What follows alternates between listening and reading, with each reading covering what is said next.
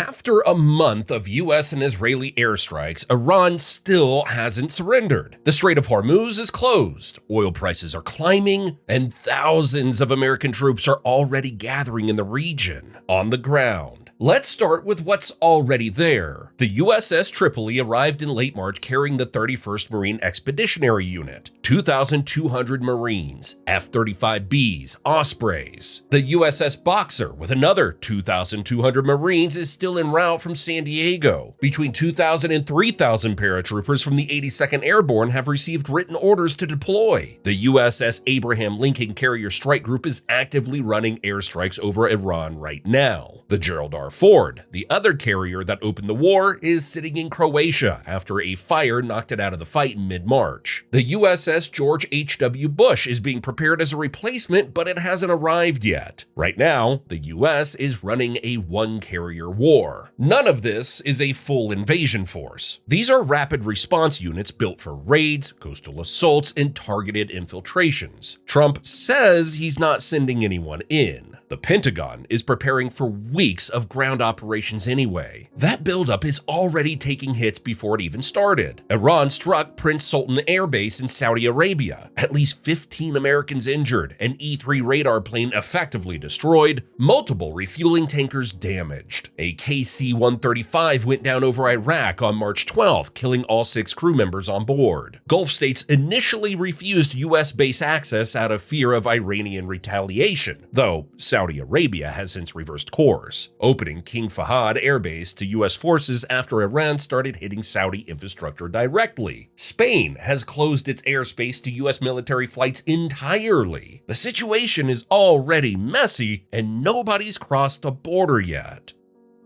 Karg Island. The most talked about option is Karg Island, a small island about 15 miles off the Iranian coast that handles roughly 90% of Iran's crude oil exports. Seize it, hold Iran's economy hostage, force them to reopen the strait. Simple idea, not a simple operation. The IRGC has spent weeks turning it into a fortress. Anti-armor positions on every viable landing beach. Any assault force flies straight into overlapping ballistic missiles, coastal artillery, and drone swarms launched from the Iranian mainland just 15 miles away. Taking the island is probably doable for elite Marine units. Holding it is where it falls apart. You need constant resupply by sea, continuous air cover, and a missile defense system that never switches off. That means permanently stationing Arleigh Burke destroyers around the island. Destroyers urgently needed elsewhere for strike operations and escorting shipping. And with the Iranian mainland that close, there's no safe perimeter. Every supply run, every medevac flight, every ship in the area is within range of shore-based missiles the whole time. Russia is almost certainly feeding Iran real-time satellite imagery of US positions on top of that, which makes every static target more vulnerable by the day. Military analysts have called Karg Island a trap of America's own making. It doesn't end the war. It creates a siege on an exposed island surrounded by missiles with no clean way out. The Strait. Karg only matters because the Strait of Hormuz is closed, and Iran didn't need its conventional navy to close it. That navy is already at the bottom of the Gulf. What's keeping the strait shut is the IRGC's asymmetric force. Thousands of fast attack boats, semi-submersibles, and mobile missile batteries hidden across a coastline that's basically a maze of coves and rocky terrain. They still have an estimated 5,000 sea mines in the water. The US decommissioned its Gulf-based minesweepers in 2025, so clearing those is a serious problem with no quick solution. The ground option is a sustained campaign of helicopter-borne raids along the Iranian coast, hitting command nodes, destroying missile batteries, getting out before Iranian forces can respond. Fast, targeted, small. The problem is scale. The Iranian coastline stretches for hundreds of miles. Batteries, radar installations, and militia units are spread across terrain practically built for concealment. You run these raids for weeks and Iran repositions overnight. Every site you destroy gets replaced. It becomes whack-a-mole with no finish line, and no guarantee the strait actually opens even if every single raid goes perfectly.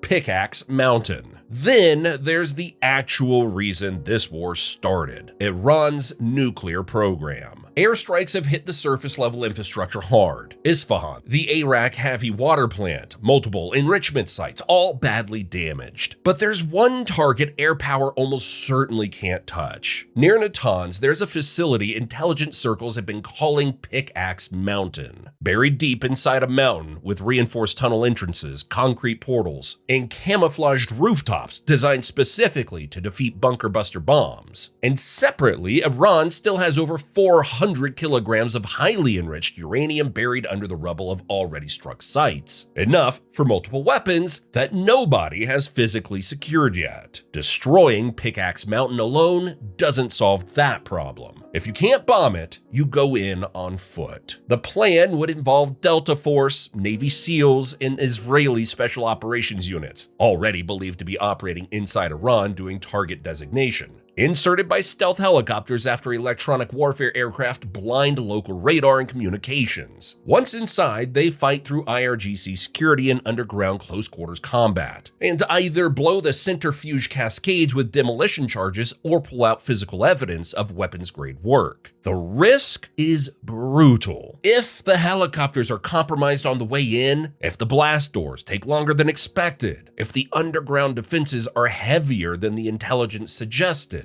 those operators are trapped inside a mountain with no way out. The special operation becomes a hostage crisis, and rescuing them means launching the conventional ground war everyone was trying to avoid.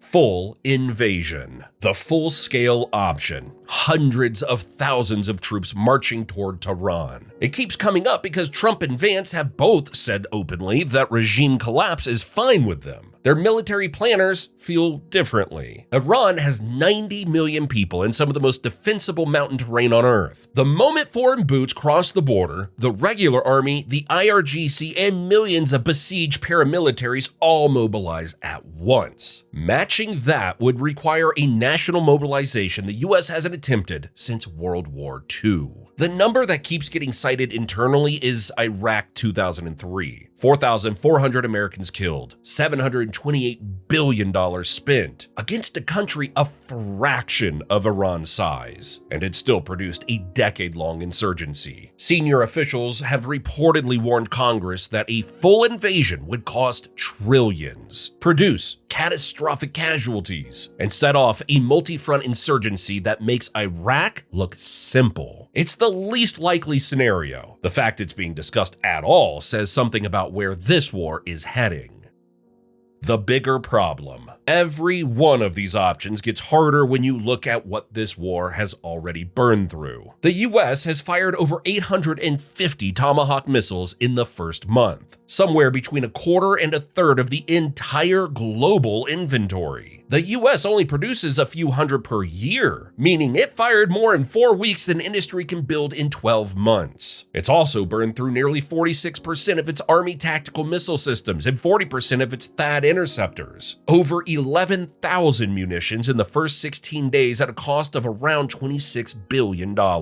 These are the weapons designed to deter China from moving on Taiwan. Tomahawks specifically are what US planners rely on to punch through Chinese air defenses in a Taiwan scenario. Everyone fired at Iran is gone for good. China is watching the expenditure rates in real time and updating its military posture accordingly. It's already stepped up patrols around Taiwanese-administered islands, reading correctly that US attention and stockpiles are stretched thin. Russia, meanwhile, is making billions from the oil spike the strait closure caused, pumping that money straight into its Ukraine war budget. Every interceptor shipped to the Gulf is one that doesn't reach Kiev. A ground war in Iran doesn't happen in isolation. It happens while China tightens its grip on Taiwan, Russia pushes in Ukraine, and the US military burns through weapons faster than anyone can build replacements. If you want to know how the US could break the Strait of Hormuz blockade, check out the video on your screen. Thanks for watching.